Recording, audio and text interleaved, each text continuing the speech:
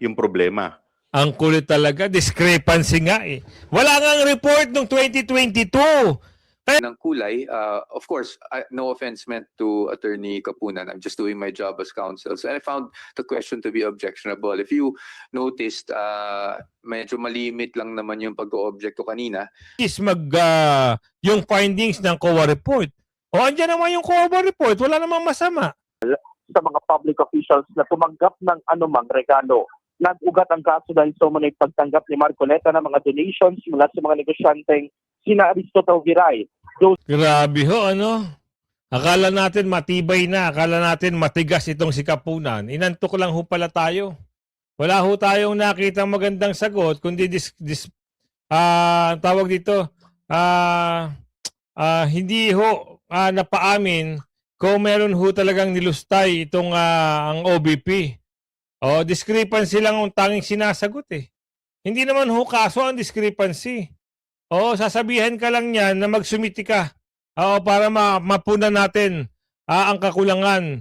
Pero yung mga dokumento na yan, nangangahulugan na. Wala talaga sila makukuha matinong witness. Hanggang sa ito na, gumawa na hol sila ng kanilang mga press con at iyayabang na naman kung ano yung nangyari sa investigasyon. Nakakatawa itong mga to. At mamaya, pagdating sa dulo ng ating video, kung paano tayo inantok. Paano ho tayo inantok dito sa ginawa hong trial. Naubos ho ang 11 days na tigti 25 million sa hearing na wala naman ho kakwenta-kwenta. Kahit ho kanina, kailang kape na ako habang pinapanood ko ang trial na ito. Dahil sa kayabangan, meron naman tagapagsalita dito, hindi sila magpapatalo eh. Panoorin nyo. Magandang hapon. Ano po yung nais ipahiwatig ng prosecution team when it presented some acknowledgement receipts? For instance, si Mary Grace Piatos was mentioned and lawmakers have already criticized her as allegedly fabricated. Sa mga iilang pangalan naman po, ano po yung nais ipakita ng prosecution team? Let me explain kung ano yung mga nangyari kanina. Dito pinakita yung mga iba't ibang pangalan. Lumabas yung mga pangalan nila Mary Grace Piatos, Andelim, kung maalala ninyo. Pero kung titignan ninyo, yung supposedly na inaudit ay para po sa confidential fund na nirelease sa Office of the Vice President noong December 2022. Pero yung ginamit po nila ng mga acknowledgement receipt bilang justification dito sa pondong to na kanilang dinisburse o ginamit, kung mapapansin ninyo ay mayroong December 2023 or 1 year thereafter. At kung mapapansin din ninyo, yung quarter na December 2023, wala ng confidential fund ang OBP, yung last quarter na to. Kasi Kaya nga ho, hindi nyo naman mapaliwanag mga ayos, pati nga yung witness eh. Di ba? Kaya nga pinag-submit sila ng report ng mga unang panahon. Kasi nga ho, habang nag-audit, kulang-kulang ang dokumento. Kaya nga lumampas ho sa period na yun kasi doon pa lang sila pinagsasubmit ng mga report nila. Hindi nyo ba makuha? Kaya nga matagal kasi nga hindi nga sila, kaya nga may discrepancy. Kaya nga ho discrepancy ang tawag ng witness. Dahil nga nalaman niya may discrepancy po dito. Kaya pinagsumiti po namin sila ng kanilang mga sagot. O kaya meron matagal kasi hindi nga ho nagawa.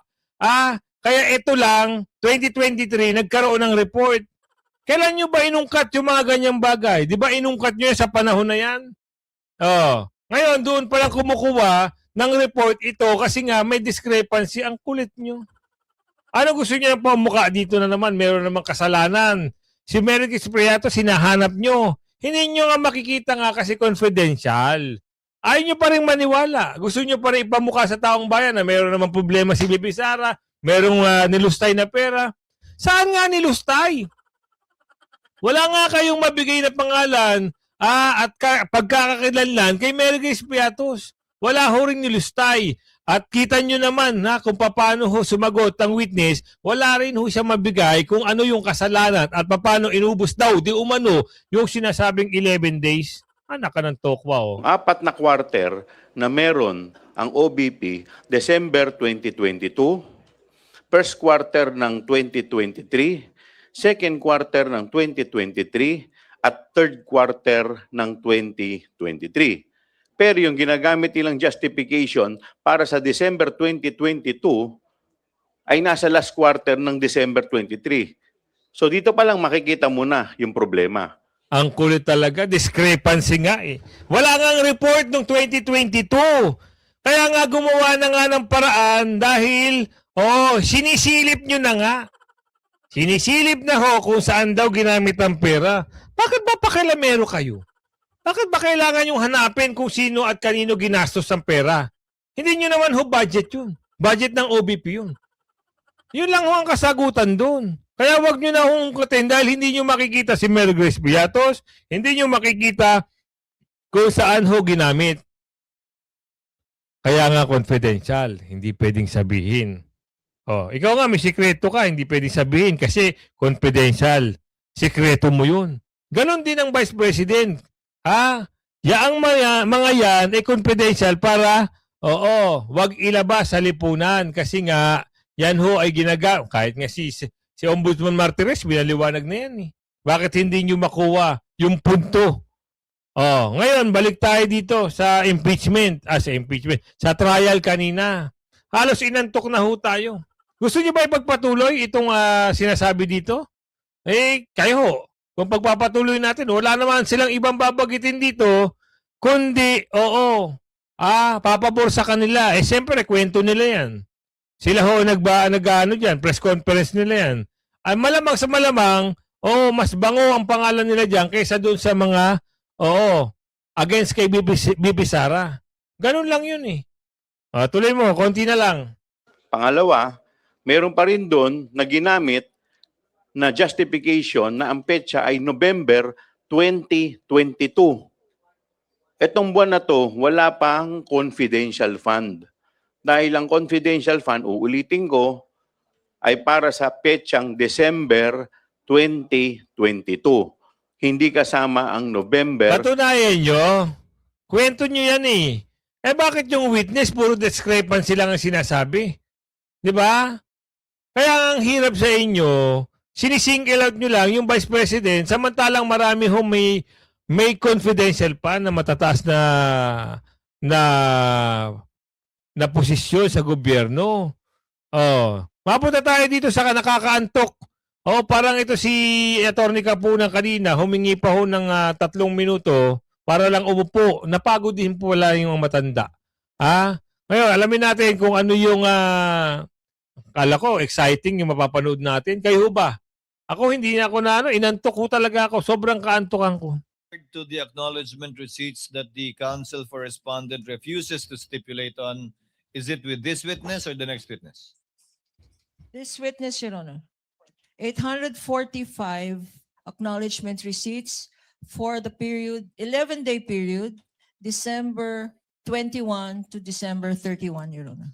So in other words, all of the acknowledgement receipts that this witness will testify to was not stipulated to by the counsel for the respondent. That's correct, Your Honor. With respect to the others, it is so stipulated, counsel? Yes, Your Honors. Other documents, yes. Other documents that On the are list. commonly marked are so stipulated and admitted by the counsel for respondents? Under Article 1? The documents that are in the list of Yes. proposed stipulations, Your Honors. Duly noted. Thank you, Your Honors. Counsel for the panel of prosecutors, you may proceed when you're ready with your offer. Unless you have other stipulations to ask. We for. have other stipulations, Your Honor.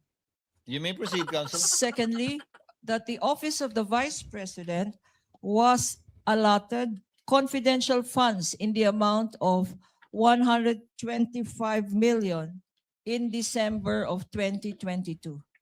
Di ba? Was allotted by confidential fund. Di ba? Ibig sabihin, binigay yun sa kanya kay BP Sara. Ito namang mga ito, bakit kino-question? Wala na ho kayong pakialam. Yun ang lagi natin pinupunto eh. Kasi, hindi naman ho, pinondohan yan para dito sa mga congressman. Bakit sinisilip? Ang sinasabi nila, naglustay daw. Betrayal of public trust daw yan kasi nilustay ni Bibi Sara, wala pang 11 days.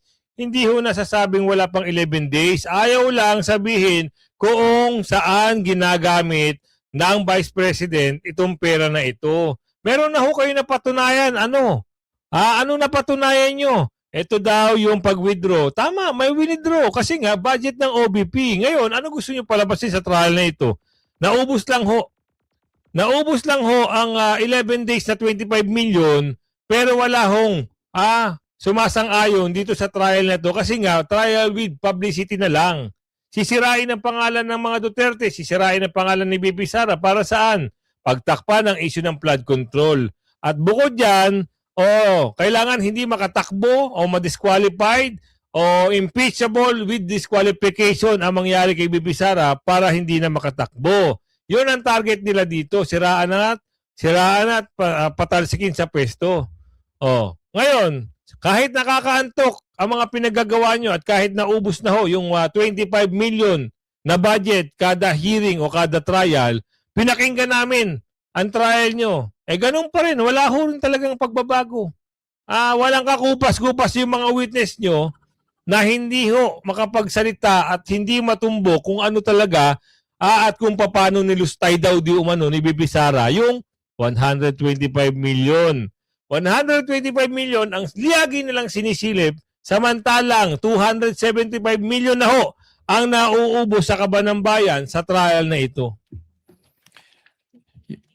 We are okay to stipulate with counter stipulation that this was approved by the Office of the President as recommended by the DBM, Your Honor. What does counsel for the panel of prosecutors state?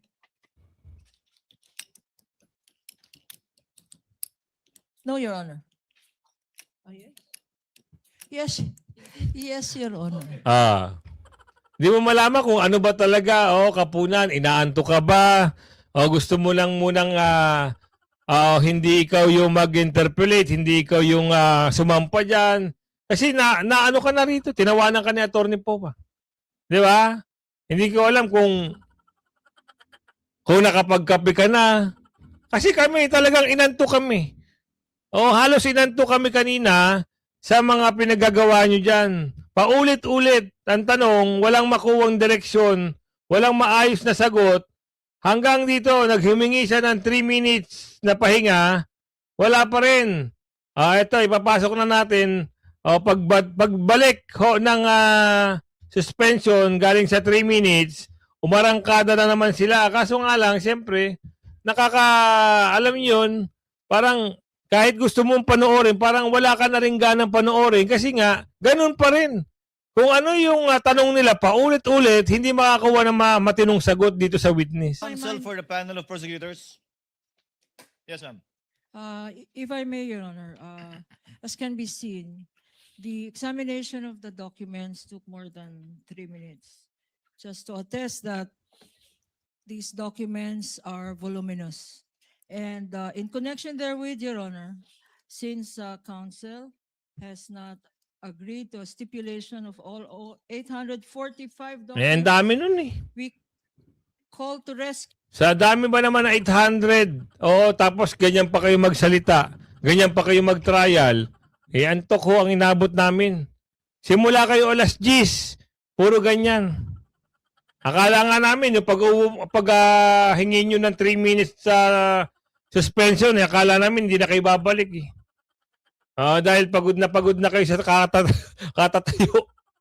Q, Section 130 of Rule 130, Section 3, Your Honor. C. And for the record, if we may be allowed to read, Your Honor.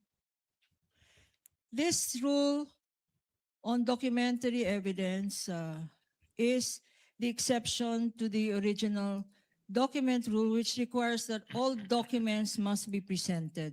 But in this particular section, Rule 130, Section 3C, it says, Your Honors, that when the original consists of numerous accounts, and that is what we are seeing today, and other documents which cannot be examined in court without great loss of time, and the facts sought to be established from them is only the general result of the same. I think, Your Honor, this is applicable, especially if we likewise see Section 7, which is summaries of the same rule, Your Honor. In Section 7, entitled Summaries, when the contents of documents, records, photographs, or numerous accounts are voluminous, as can be seen, 3 boxes and several folders, and the facts sought to be established is only Puro box ng basura ang dala-dala ng mga... Oo, hindi nyo naman pinakita. Meron pa silang sinasabi doon na confidential daw ba yung yung pagbibili ng mga produkto. Ay, kahit na hindi confidential o confidential yon, ang pinag-uusapan diyan kung paano nilustay. 'Di ba? Paano ba nilustay? Wala naman kayong preba kung paano nilustay. 'Di ba? Pilit sila ng pilit. Oo. Merong hong binili at sinama nila dito sa gastos nila. Yung binili ho ba ay confidential? Wala na ho kayong pakialam doon kung confidential o hindi. Hindi nyo budget yan. Yun ang magandang kasagutan doon. Hindi nyo pwedeng halungkatin dahil lang meron kayong gustong ipa-impeach, dahil meron kayong gustong may patanggal, at dahil meron gusto kayo na masibak sa pwesto. Yun lang ang nakikita ng taong bayan dito eh. Bakit ayaw yung silipin yung confidential ng amo nyo? Ilang bilyon? Ang tanong namin, bakit ayaw nyo silipin yung mga confidential na mga ibang matataas na opisyal? Bakit kay BP Sara lang lagi? Nagtatanong lang ho kami bakit? Ano ba meron sa confidential pa ni BP Sara? At ito pa maipasok ko lang, doon sa Andilim, yung mga pangalan na nandun sa nabanggit, hindi naman ho kailangan banggitin yun eh. O kahit na ho, magbabanggit-banggit pa kayo ng mga pangalan dyan, para masiraan ang pangalan ni BP Sara, wala ho rin kayong karapatan na pasibak at masibak si BP Sara dahil hindi naman din kayo ang hatol para mawala si BP Sara sa landas nyo. Lalong-lalo na, hindi yung mga congressman dyan ang boboto.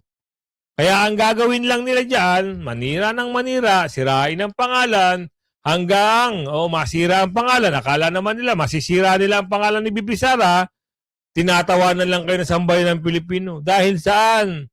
Inuubos nyo ang kaban ng bayan. Bukod doon, halatang halata kayo na gusto yung madaliin para masibak lang si BP Sara. Pagkatapos ng trial, kita nyo, pa-interview ka agad. Si Chuchu, tsaka yung taga Mindanao. Di ba? Ano ngayon? Kakahiya. Nagkakuha-kuha kayo ng witness nyo. Tapos, ganyan lang pala yung performance nyo. Nakakaantok. Kakaantok sila eh. the general result of the whole, the contents of such evidence may be presented in the form of a chart, a summary, or calculation. Your Honor, please, I think under this Rule 130, Section 3C, in conjunction with Section 7 relating to voluminous records and summaries, Your Honor, we will be, as we had earlier, marked a tabulation, which is the summary of all 845 acknowledgement receipts, Your Honor, all of which are intended to just prove one thing, Your Honor. Ano? To prove that certain amounts are covered by acknowledgement receipts which were submitted by way of liquidation for confidential funds, and the purpose for which they were spent or discharged or withdrawn are not in compliance with Joint Circular 2015, Your Honor. That is the result intended from this 845 documents, which we will no longer individually present. In lieu thereof, Your Honor, pursuant to Section 3C in conjunction with Section 7 of Rule 130, we will just be presenting the tabulation, Your Honor. Yan na naman tayo. Wala ho, wala kayong kagana-gana. Hindi exciting, akala namin exciting yung pinagagawa nyo. Wala pala tayong makukuwang ano rito. Kundi bukas ho malalaman, ipagpapatuloy, yan trial na panibagong gastos na naman. Panibagong kwento na naman. Panibago na namang antok ang aabutin natin. Diba? Dito tayo, nadagdagan na naman daw ang mga suspect dito sa isang vlogger. Pag-usapan pa ba natin to? Wag na. Wag na. Dahil wala rin namang magandang nagawa yung vlogger na yan. Yung nategay na vlogger. Nategay o tinegay. Senate session, August 3. Ano kaya yung session ngayon? Di ba? Puro lang sila propaganda. Uubusin lang nila yung kaba ng bayan. Abang natin sagot ni Atty. Powa. Ngayon meron siyang sagot dito sa nangyaring trial kanina. Findings, pina-identify lang naman sa COA kung ano yung kanilang naging findings. So kumbaga, nothing that we haven't read before. No, I think ang hindi lang nasasagot ng COA pa sa ngayon is ano yung nangyari after ng mga findings sila, diba? Which I'm sure we'll get to in the next few days. How will the defense or how does the defense intend to respond doon sa findings na based on the joint memorandum circular, apparently meron doon mga beyond purposes, yung mga acknowledgement receipts and beyond the dates that were supposed Nako. in the period. Sorry, Jai, but you'll know when we do our cross-examination. No, you'll know. Definitely sa cross or even in our evidence in chief kung kinakailangan, meaning if it's our turn. But if we could, but pagdating naman sa cross, we can also ask questions on those matters. Sir, balikan ko lang si VP. Sir, i-share niyo po sa kanya yung decision ni President Marcos na i-allow yung opening ng mga bank. Hindi na po. Because that's all in the news. So I don't share things in the news na meron naman siyang sarili ng news monitoring. So I don't share those things. Wala naman siyang comment, sir. Hindi ko na po na-share. So wala din po siyang comment. Okay. According to your knowledge, meron pa bang other acknowledgement receipt na may nakapangalan kay Mary Grace Piatos? I don't know, to be honest. I'm not trying to be evasive. Hindi ko lang po talaga alam. Hindi ko naman namin. Kasi talagang sobrang, syempre, kilala sa Mary Grace Piatos. Kanina, sa trial, lumalabas sa 70,000 pesos yung nabigay sa kanya compared sa mas malalaki pang mga pangalan. Ganyo mas trending si Mary Grace Piatos. Pero yung nababanggit na amount na binigay kay Mary Grace Piatos 70,000 lang pala, anak ng bugi. Pinatrending nyo pa. Alam nyo yung mga congressman na tabingi yung muka, tsaka yung malalaking ngipin. Nagdadala pa yan ng chichiryang ng Piatos. Lalo na si Saba Queen. Para lang mang-asar. Yan ho ba yung 70,000 pesos? Hahanapin nyo si Mary Grace Piatos. Anak ng bugi kayo. ROD. Kaya maganda rin nagpapaliwanag si Atty. Powa dito para alam ng tao. Kasi meron namang banat doon na talaga daw nilustay within 11 days, nilustay daw ni VP Sara ang kaba ng bayan. Mga umbok pala ito mga to. Yung maleta gangers, kamusta naman? Magkano nakukuha kada maleta? Kaya wag ho kayo masyadong magmalinis, mga maleta gangers. Alam na ho ng taong bayan kung ano ginagawa nyo. Nililis nyo lang usapin sa mga maleta gang. Well, hindi ko po alam kung ano yung susurmise natin doon sa halagang binigay sa kanya or halagang compared sa iba. I think ang importante po talaga dito, you'll have to wait doon sa ano ba yung naging findings talaga ng COA. No? Kasi yung Mary Grace Piatos, lumabas lang naman yan sa congressional hearings. Tama. So ngayon nandito pa lang tayo sa COA, I'm sure magkakaroon ng ebidensya para tugunan yung Mary Grace Piatos issue. Magkakaroon ng ibang witness para tugunan yung Mary Grace Piatos issue. But pagdating naman sa pinag-uusapan natin ngayon, it's really just the COA findings. I don't want to speculate, ma'am. I don't want to speculate. I don't know her personally, so I cannot speculate. Nice one. Nakita niya ng ebidensya, testimonya ay kaya natin tapatan yun sa inyong cross-examination.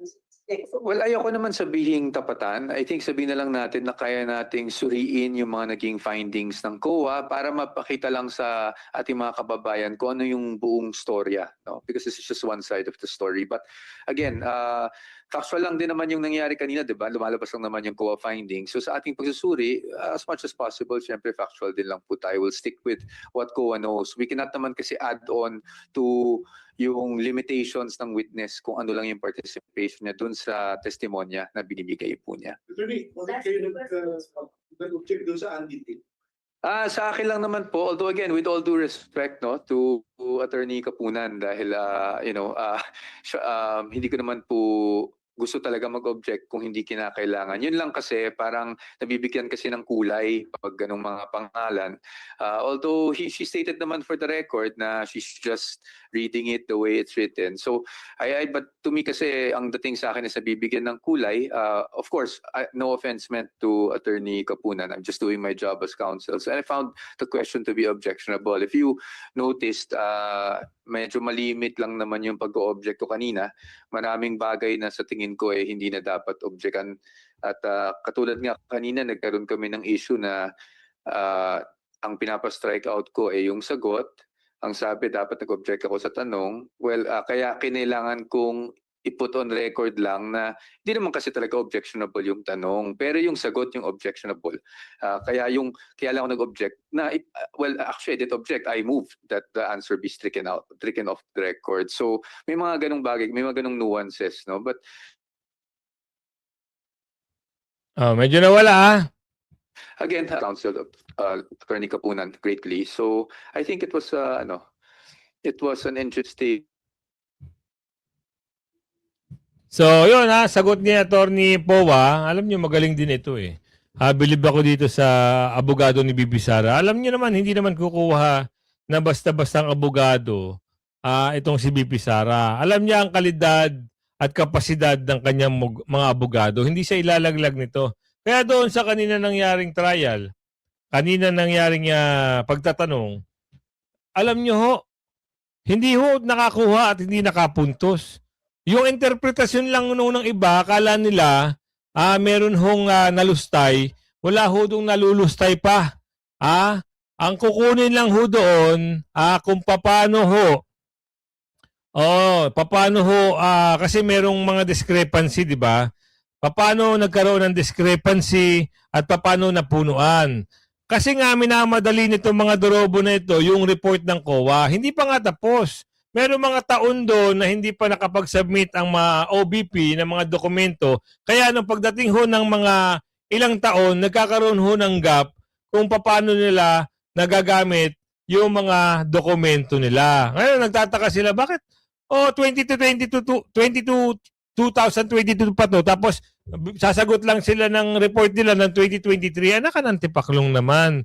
Kasi nga ngayon, silipan na nangyari. Dati naman, hindi naman ganun, di ba? Ngayon, tsaka kung gusto yung patunayan kung may nalustay, hanapin nyo muna kung sino naglustay. Kasi ang lumalabas dito, binadgetan ng OBP, ginagawa lang ng COA ang kanilang tungkulin, which is yung findings ng COA report. Andyan naman yung COA report, wala namang masama. Nasa kanila rin, hawak-hawak din nila kung ano yung lumabas sa report. Hindi naman ho na tinatanggi. Pero pinupunuan ho ng iba't ibang supporting documents yung mga discrepancy. Ano ho ba discrepancy sa pera? Wala naman ho sinabi sa pera na discrepancy. May yung mga binili, yung mga item doon na kailangan magtali. Hindi pa nga natatapos kasi minamadali kasi ginagawa, kinukonclude kagad ng mga dorobo at maleta gangers. Ngayon, nagpapaandar sila. Ito na naman, isiraan na naman si Bibi Sara. Hindi ho yun ang kasagutan doon at hindi ho yun ang magandang tanong doon. Alam nyo ang magandang tanong doon? Bakit nyo sinisingle out si Bibi Sara? Bakit? Yan ang magandang tanong. Diba? Ngayon, mayroong balita dito, si Senator Marcoleta hindi naghain ng plea sa kaso ng campaign. Bakit kaya? Alamin nga natin dito. Bakit kaya hindi naghain ng plea si Senator Marcoleta? Dapat sana Senator Marcoleta tumanggi maghain ng plea. Ito yung Senator ano natin. Marcoleta. Ito Senator Marcoleta, Bakit hindi siya naghain ng plea? Tumangging maghain ng anumang plea sa Sandigan Bayan First Division.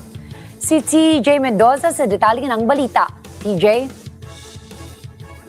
Diana, tumangging mag-aangin ng anumang plea si Senator Rodante Marcoleta sa Sandigan Bayan First Division kaugnay sa paglabag sa Presidential Decree 46 o ang kasong nagbabawal sa mga public officials na tumanggap ng anumang regalo. Nag-ugat ang kaso dahil sa umunay pagtanggap ni Marcoleta ng mga donations mula sa mga negosyanteng sina Aristotle Viray, Joseph Espiritu at dating Congressman Mike Defensor. Pero hindi umano idineklara ni Marcoleta sa kanyang SALN at SOSE. Ayon sa kampo ni Marcoleta, may nakabinbin pa silang petisyon sa Korte Suprema na kumukwestiyon sa resolusyong inilabas ng Ombudsman na nag-aakusa sa senador. Samantala, ang kapwa-akusado naman ni Marcoleta na si Aristotle Viray not guilty ang inihain sa anti-graft court. TJ Mendoza. Kita nyo, meron pa pala nakabinbin. Ngayon, kung magsusumamo o magpi-plea si Senador Marcoleta, wala naman siyang kaso eh. Bakit siya magsasabit ng plea? Diba? Yung mga magsusumamo lang yan, para mag-grant o maawa yung ibang mga judges, maghahain ka ng plea. Ay, hindi naman magsusumamo dahil wala naman alam si Senador Marcoleta na kaso niya. Kaya kung umabot ka sa video natin ito, ako naman ho ay maglalambing sa inyo ha. Please pakilike and share ng video natin at syempre yung shoutout segment natin, ito na. Makinig ho kayo ha. Shoutout po kay Ma'am Damanusan, Ma'am Malu Survivor Mix Vlog, Ma'am Lani De Leon, shoutout po Jobs25, shoutout po Percival Arano, Alex Bulacan, Billy Javier, shoutout po sa iyo, Tarcelo Mondido, Pat Baho, Agapito Borbe Jr., May, shoutout po sa inyo, Arturo Mabulay, Antonio Miranda, Gabagbay Kaupay, shoutout po, Willie Jerus, Jobs25, Tarcelo Mundido again, at kay Ivana Honya, Rose, Ernesto, shoutout po sa iyo, Willie, Lisa Montero, shoutout po sa iyo, Julia Almin, Alex Muñez, Alex Bulacan, ayan, shoutout po sa inyo, Antonio Miranda, Billy Javier, Arthur Mabulay again, Rosita de los Reyes, Sheila, Shai Layer, shoutout po sa inyo, Ramon Espiritu, Lorenzo Valido. Yan, kumabot ka sa shoutout segment, ako ho'y maglalambing. Hanggang sa muli ho, pakilagi share. Bye-bye!